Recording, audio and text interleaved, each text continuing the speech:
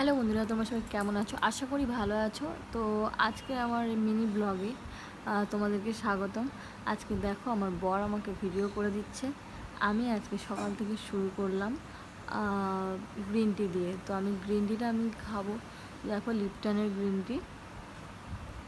তোমরা কে কে green tea খাও আমাকে একটু বলো।